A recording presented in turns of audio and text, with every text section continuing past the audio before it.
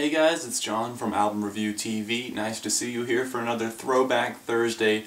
This week, if you haven't heard, 3 Days Grace has lost one of their original members, their vocalist, and been replaced with the lead singer of My Darkest Days, which is just, in my opinion, it's not a good fit for the band. Real quick, don't forget to check out A Day Late Films.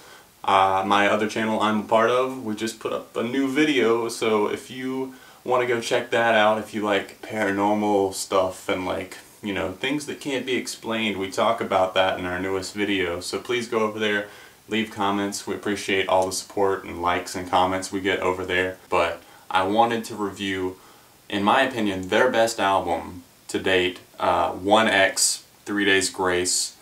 It's a masterpiece. It's a record that helped kind of shape my musical taste and really made me fall in love with this band. The lyrics on this album in particular are very personal and very introspective and questioning of oneself. I think Adam was in a very dark place in his life when he wrote this record, and really it just doesn't mean anything if somebody else is singing it, if you understand what I'm saying there. Adam wrote this about his life, not about Matt, the guy from My Darkest Days' life, or whoever ends up becoming the permanent vocalist of the band. It's not the same, you know. Chalk Outline, I've heard the preview of him singing that. There was a couple others that they have demos of Matt singing on, and it's just not right.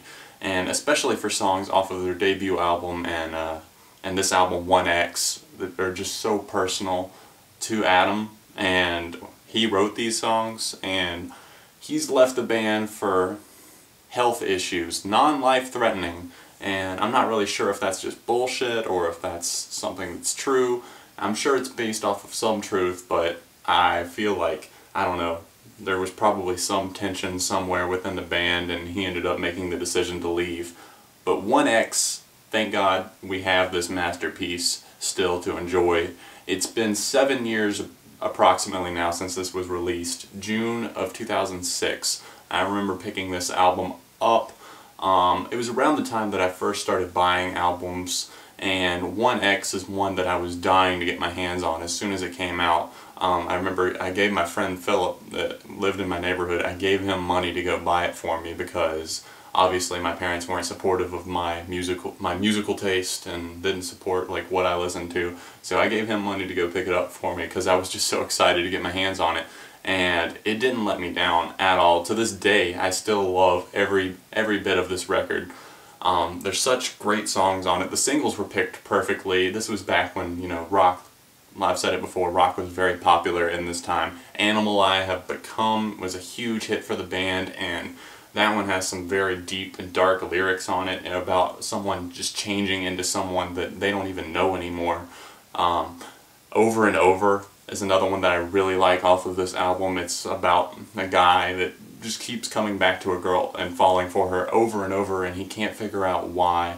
That's one that I personally really like, and it's, I don't know, it's lyrically, it's helped me through a few hard times in the past in my life. On My Own is another good one. I like that one lyrically just because it's about surviving and standing on your own and not needing the help of other people.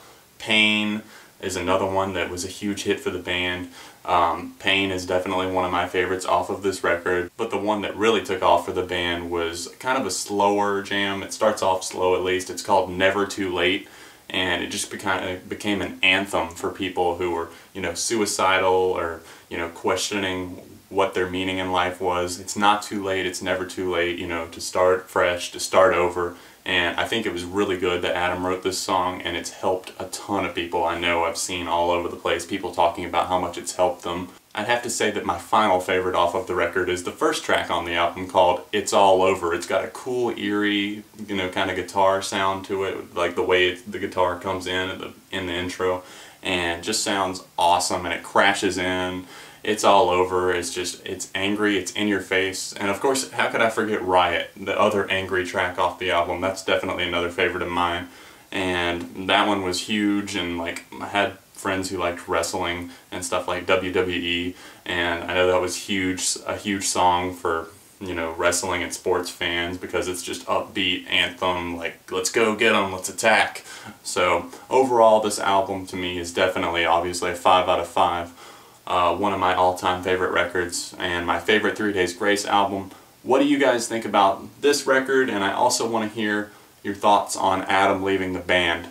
Do you think Matt or whoever else comes in is going to fill Adam's shoes? Because I personally do not think that anyone could ever take Adam's spot or ever will. I think the band should, you know, I don't think the rest of the members should stop making music. I just think that they should make music under a different name because it's never going to be 3 Days Grace again. That's just my opinion. Leave yours in the comment section down below. I will see you guys very soon. Thanks for watching right here, your home for music news and reviews, Album Review TV.